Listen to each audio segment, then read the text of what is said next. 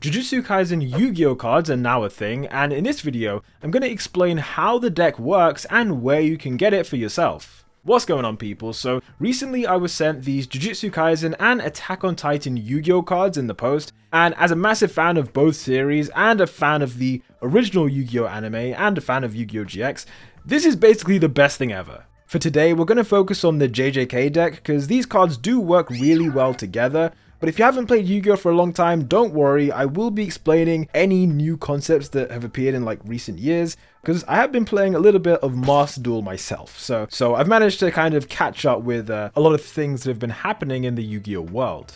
Okay, so as you might expect from a deck full of sorcerers, most of these cards have effects that involve sending something to the graveyard, which is just another way of saying exercising curses. For example, when we look at Yuji, the main character, his main effect is that when you summon him, you can send any cursed monster directly from your deck to the grave, and I'll give you a demonstration of how we can use this to eventually summon Sukuna.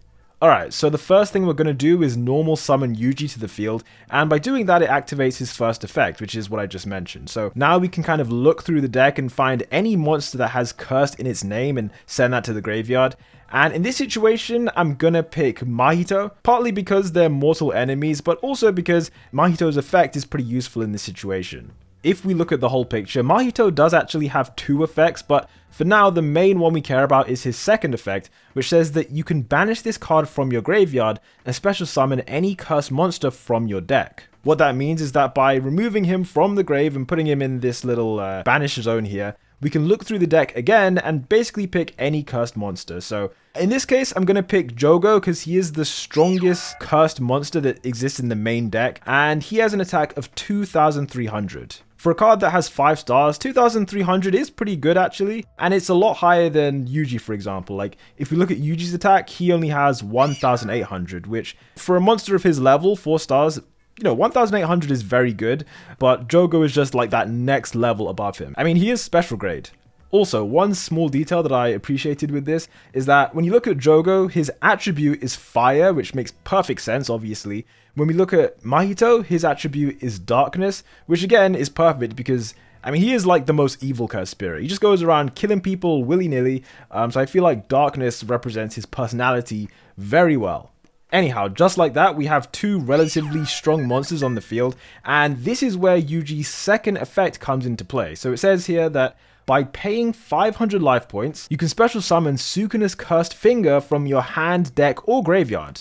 As you can see, Sukuna's Cursed Finger is a really weak monster. It has 0 attack, only 1,000 defense, and it's a normal monster, which is something you don't usually see in Yu-Gi-Oh nowadays.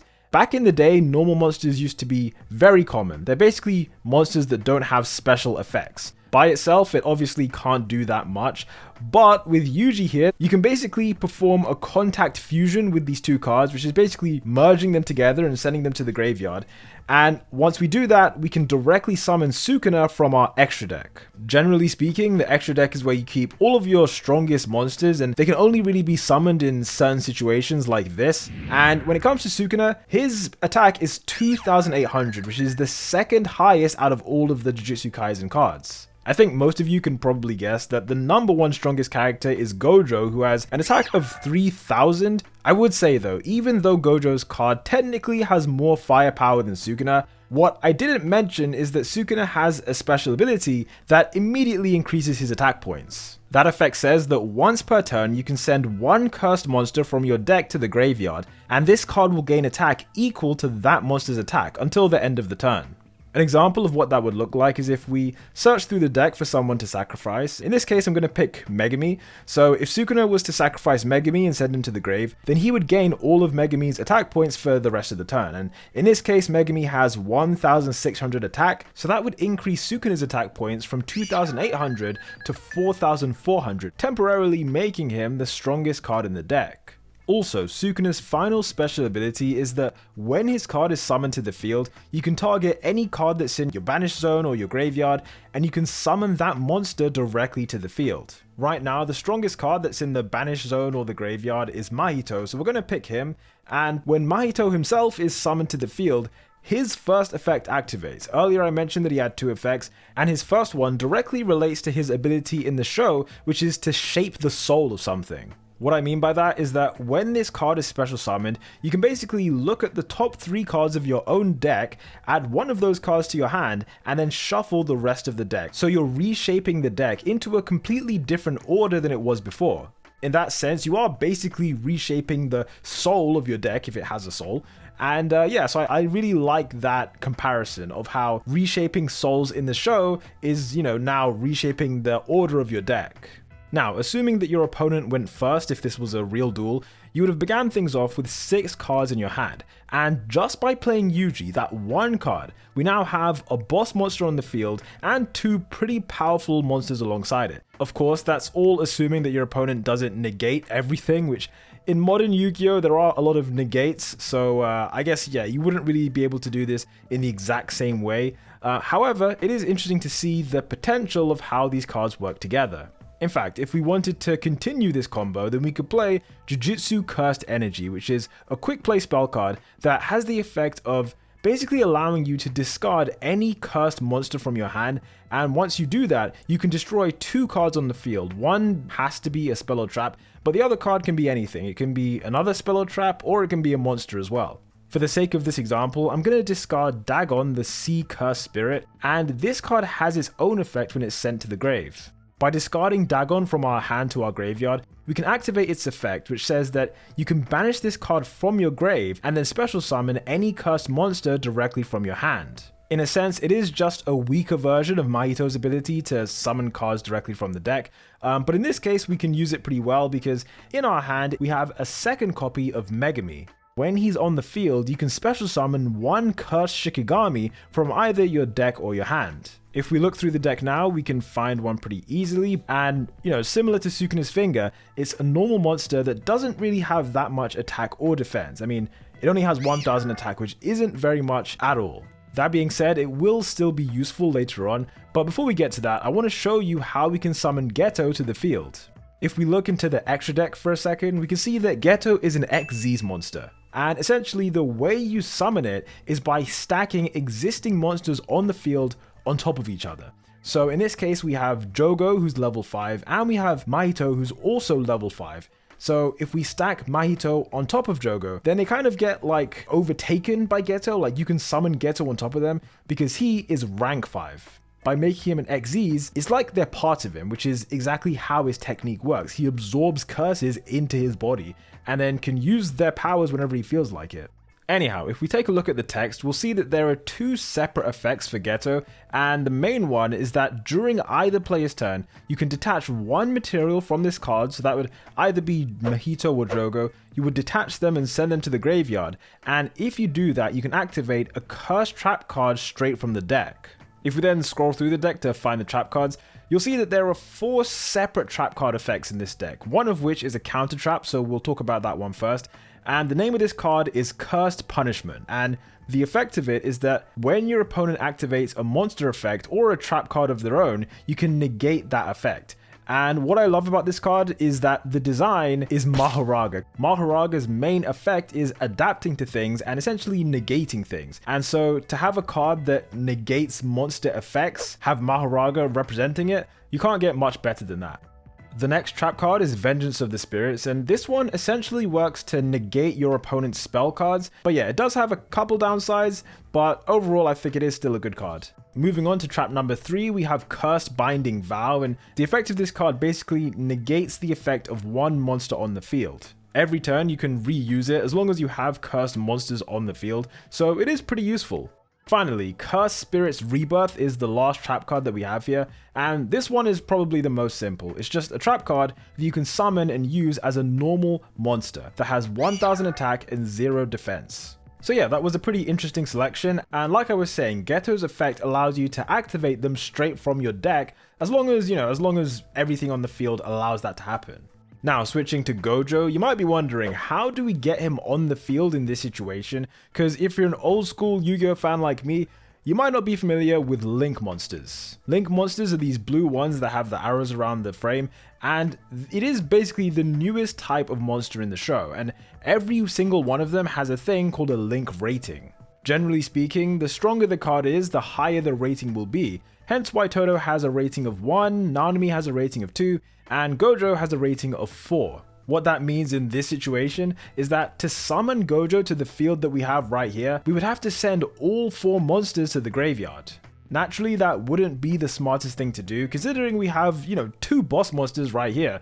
So what we need to do is add 2 extra monsters to the field. If we can do that, then Gojo can be summoned by sacrificing the 2 new monsters and Megami and the Shikigami. So to start things off, the first thing we would do is activate Geto's first effect. As we mentioned before, this effect allows us to detach either Mahito or Jogo, and by doing that, we can summon Cursed Spirit's Rebirth straight from the deck. By doing that, we now have 3 monsters who could be sacrificed for Gojo, but we still need 1 more, and this is where Cursed World might come into play. Cursed World is a continuous spell card, which means that once you put it on the field, it stays on the field, and its main effect is that by discarding a card from your hand, you can special summon 1 cursed monster that's either banished or in the grave. In this example, I'm going to use the card to discard Hanami so I can summon Jogo. And now that we have these 2 extra monsters on the field, we can link summon Gojo by sacrificing Cursed Spirit's Rebirth, Megami, the Cursed Shikigami, and also Jogo, who unfortunately literally just got summoned. In doing that, we've now managed to summon 3 of the 4 strongest cards in the deck. The only one missing is Rika, but we'll talk more about her towards the end of the video. For now, the main thing I wanted to explain was Gojo's effects and how his card effects directly relate to his abilities in the show. For instance, the first line here says that this card is unaffected by other monster effects, which is a nod to Infinity. He's basically impervious to anything that people can throw at him. So making him unaffected by other monster effects, that is the perfect way to represent what Infinity is all about. Lastly, his final effect I think is meant to be Reverse Curse Technique, because it says that if this card inflicts battle damage to your opponent, you can then special summon 1 cursed monster from your own graveyard, which is essentially bringing them back to life. And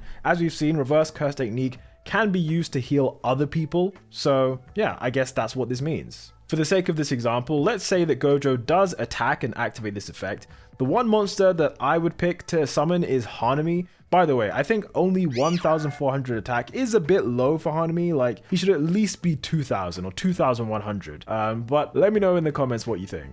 Hanami's card says that when this card is special summoned, you can then special summon another cursed monster that's either banished or in your graveyard. This gives us a great chance to bring Dagon back into the game, so we're going to put Dagon on the field. Like I said in the beginning, the deck works really well together because the same cards are constantly being recycled and reused for different purposes, and from that we've been able to get all of this. Anyhow, there were quite a few cards that we didn't get to use in that demonstration, so we're just going to go through the last of them now, and the first one I want to talk about is Domain Expansion. The effect of this spell card is pretty simple, it just allows you to add any cursed card from your deck to your hand. Although, with a name like Domain Expansion, I was hoping that it would be more like, I don't know, something that increases the attack, or increases the effect somehow, or, something that kind of gives the cards a boost, just because that's what Domain Expansion is. It gives whoever's using it a boost in power and, allows them to truly use their curse technique to the best of its ability. So for that reason, I was a little bit disappointed with this card, but it is what it is. Moving on, the next card is Todo, Cursed Sorcerer, and I really like this one because the effect of this card is effectively the exact same as Todo's actual technique. What it does is that when this card is on the field, you can return any cursed monster that you control into the deck, and then you can take any cursed monster from the deck and put that to the field. Todo's card effect also allows you to swap a cursed monster from your hand and put that into the deck, and then just replace that with any card from your deck to your hand. So again, it's all about swapping places of cards on the field or cards in your hand with cards in your deck. Now, next up we have Rika the Vengeance Curse, which is the second strongest card in the deck alongside Sukuna, and we also have Okotsu the Cursed Sorcerer. Now, these two cards, you can't have one without the other, because Rika can only be summoned once Okotsu is on the field. So Okotsu has a rank of 4, which means that we can summon him by just having 2 level 4 monsters on the field, and then kind of overlaying those on top of each other to summon Okotsu. And his effect is that you can detach 2 materials from him, and then you can summon Rika, and it's the only way that Rika can be summoned. Once you then have both of them on the field together, their individual effects work to protect each other. And what I mean by that is that Okotsu's effect is that when he's on the field, Rika can't be destroyed by card effects, and Rika's effect is that when she's on the field, Okotsu can't be destroyed by battle. I honestly love the meaning in that, because it is true, like as long as Okotsu has Rika, how can you beat him in battle? Like it can't happen unless your name is Gojo or Sukuna. You're not gonna win. The next card is Nobara, and just like everyone else, her effect does kind of relate to her curse technique. So what it says here is that you can discard one card from your hand, and then your opponent is forced to also discard one card. The way I see it, this is meant to be a callback to her Straw Doll technique, because the way that works is that you get to hurt your opponent by attacking something that's not directly attached to them. And so this effect kind of mirrors that, in that you're discarding one of your own cards, hurting yourself in a way, but then by doing that, your opponent is also forced to take some kind of penalty. So there is a comparison to be made there.